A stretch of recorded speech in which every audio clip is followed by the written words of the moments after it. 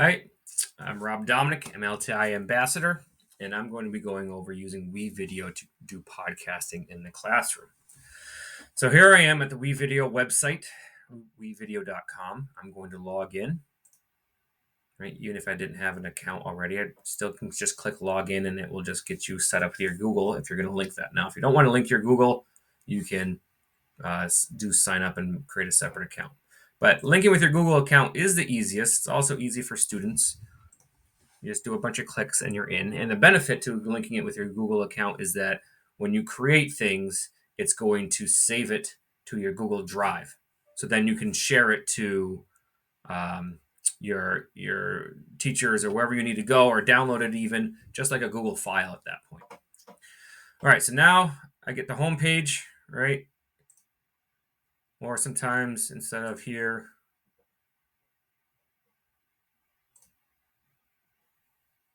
I don't need all that. Okay. It lands you here instead, right? You can get rid of those ads. It lands you here on these. This is what you usually see as your dashboard. So this is where you can start creating videos and using templates and such. However, we don't need to worry about that for today because we're going to create a new drop-down menu, podcast. And it has a separate option for podcasts, and it kind of helps curate some of the resources to your podcast and gets rid of a lot of the media. So use your microphone. I'm going to allow it because it needs to record me. And the very first thing it asks you to do is to be able to record. So I could click record if I'm ready right away, but if you're like, oh, whoa, that was too quick, I want to explore some stuff first, I'm going to record later. You can exit that, and we'll be able to get to it again in a little bit. So now you can see I've got my media here. Anything that I'm going to add to my project has to show up here first, and then video option, which we're not really going to worry about, and then audio if I wanted sound, and then when your narration comes, you'll see it come down here. All right, so even though this says record, you're not going to choose record because that's a screen recorder or a video recorder. You're going to choose narrate, and if I click that, once I'm ready, it will take me back to that first option of recording. So if I click this now, give you a countdown, and you'll be able to start recording your podcast. Hey, it's Rob Dominick here, talking about using WeVideo and podcasting, kind of a great tool and pretty easy to use once you get used to it. Lots of cool features for it. Stay tuned for more. Okay, so there's my recording. Hopefully yours is better than that. But it appears down here, right? And my overall volume I can play around with if I want it louder or softer, either way. Okay, but that's down here. If I wanted to add other audio to it, let's say I wanted music. It has some options built in already. Or if I wanted sound effects, right? You wanted just short sound effects. It tells you the length of them up here, right? So if I wanted, a shorter one, a bell, right? 8 seconds, it's a couple bell rings. Like, okay, yeah, I just drag that down into the audio. There it is, but now it's going to play at the same time as my voice. So maybe I don't want that. Maybe I want that as my intro. So I can drag this over, right? And I've got the bell. And it's got 2 dings to it. I don't want the second one.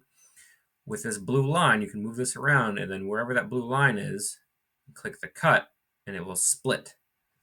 And then I can just click delete and get rid of that second bell. Then I can move this one back. So now it will play first bell. Hey, it's Rob Dominick here. And then into the narration. Okay. If you wanted audio or song as you're talking in the background, kind of low in the background, you can do that as well. So if I go back up to the music and I bring down the happy walk, right? You can play that. Hey, it's Rob Dominick here talking. Now, music's too loud. Can't really hear myself. Well, you can fix that, right? You can go in and move this around. You can go in and edit that either by this piece here. Too many things highlighted. There. You can go in by edit it. This here, everything is quieter, but that's going to include a bell ring at the beginning.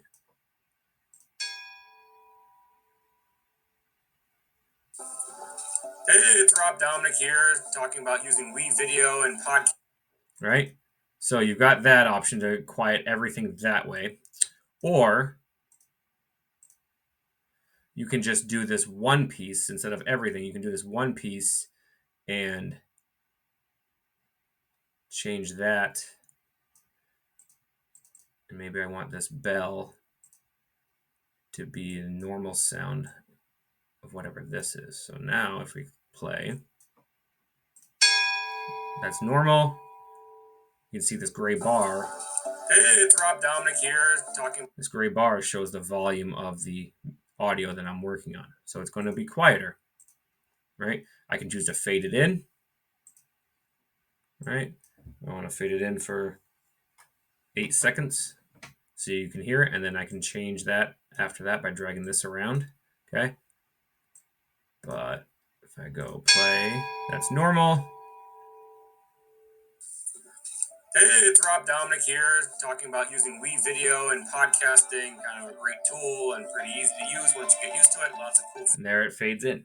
Okay, so you can play around with that as needed. You can fade in, you can fade out, you can add more audio, you can have music playing the whole time. You can cut this music just like anything else, right? If I wanted to cut it here where it looks like it comes down low and have it fade out right there because I don't want the whole song, I can cut that and get rid of it.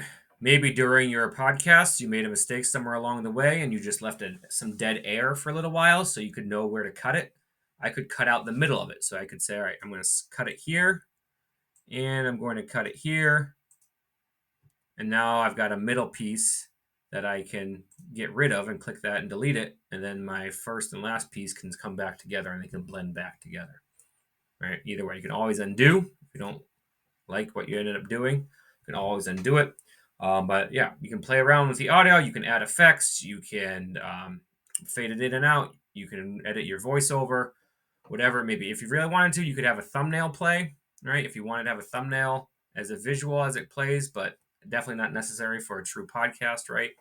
Right. So you don't need these transitions, these visual transitions to play around with. You really just need the audio to go with it. So that's the basics of it. Have fun playing around and create some cool podcasts out there. Thanks.